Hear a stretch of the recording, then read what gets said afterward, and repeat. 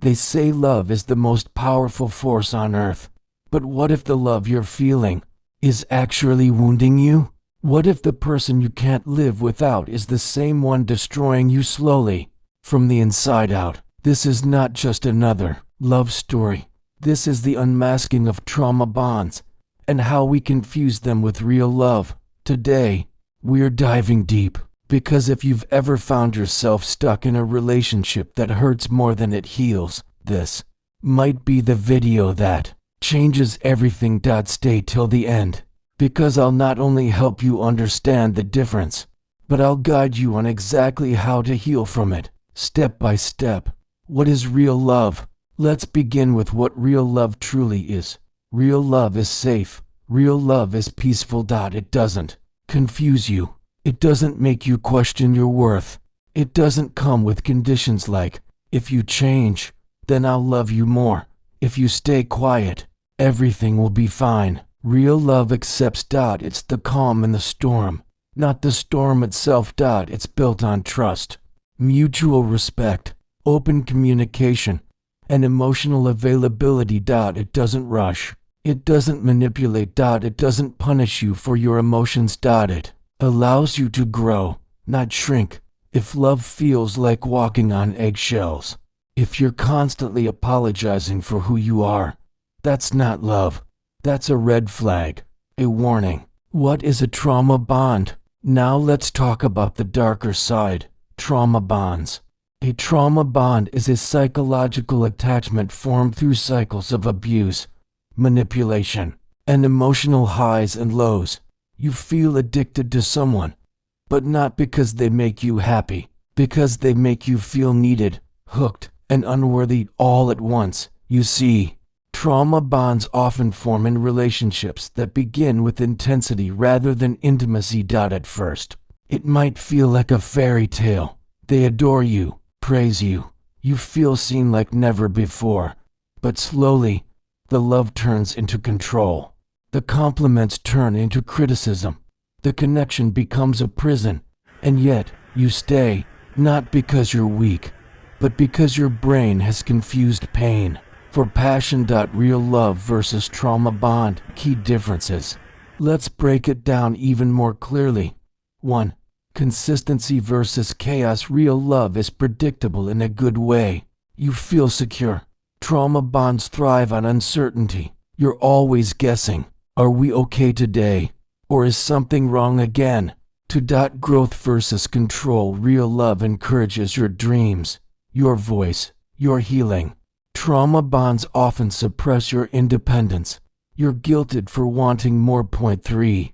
Peace versus obsession. Real love makes you feel peaceful even in silence. Trauma bonds make you anxious in silence. You overthink. You panic when they don't reply. 4. Accountability versus blame. Real partners say, I hurt you. I'm sorry. Let's fix it. Trauma bonded partners say, you made me do it. You're too sensitive. You're imagining things. 5. Freedom versus fear. In real love, you're free to be yourself without fear. In a trauma bond, you're constantly afraid of abandonment, rejection, or punishment. Why do we trauma bond? Now you might be wondering, why would I stay in something so toxic?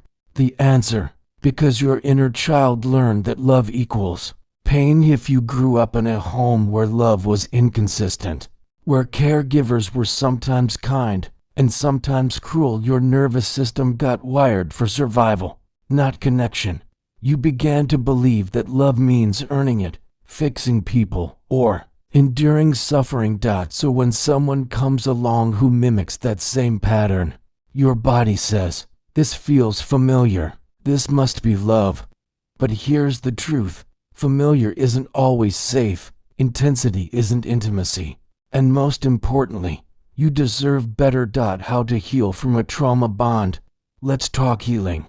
Because understanding isn't enough. You need a way out. Step 1. Name it. To breaketh moment you say, this is not love. This is a trauma bond. You take away its power. Awareness is the first step toward liberation. Step 2. Go no contact or gray rock if possible. Go no contact. Cut off all ties, even digital. No checking their stories, no responding to I miss you messages. If you must stay in contact, like co-parenting, use the gray rock method. Be emotionally non-reactive, neutral, unavailable to their drama. Step 3. Detox like it's a drug because it is. Trauma bonds are chemically addictive. Dopamine highs during love bombing, followed by cortisol crashes during fights. You will go through withdrawal, expected.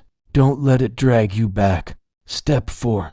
Rewire your inner beliefs. Ask yourself, what did I learn about love as a child? Do I believe I deserve safe, unconditional love? Start journaling. Go to therapy if possible. Read. Rebuild your inner truth. Step 5. Reconnect with yourself in the trauma bond. You lose yourself. Now, it's time to come home. Try this. Practice silence. Take yourself out on solo dates. Write a letter to your younger self saying, you never deserved that pain. Step 6. Set higher standards. Since you're healing, the old patterns will tempt you. But now, you know better. Raise your standards, not just in love, but in how people treat you in general. The emotional takeaway. If no one ever told you this before, let me be the first. You are not hard to love. You were just loving someone who didn't know what love was. You stayed in the storm because you hoped it would pass. But real love doesn't come with thunder. Real love doesn't make you shrink. It makes you shine. You are allowed to let go of pain disguised as passion. You are allowed to rewrite your story. You are allowed to start again with yourself. And if this message touched something deep inside you, subscribe to this channel, because here at Dr. Love, we don't just talk about relationships. We heal through them. See you in the next one. And remember, you are worthy, you are healing, and you're not alone anymore.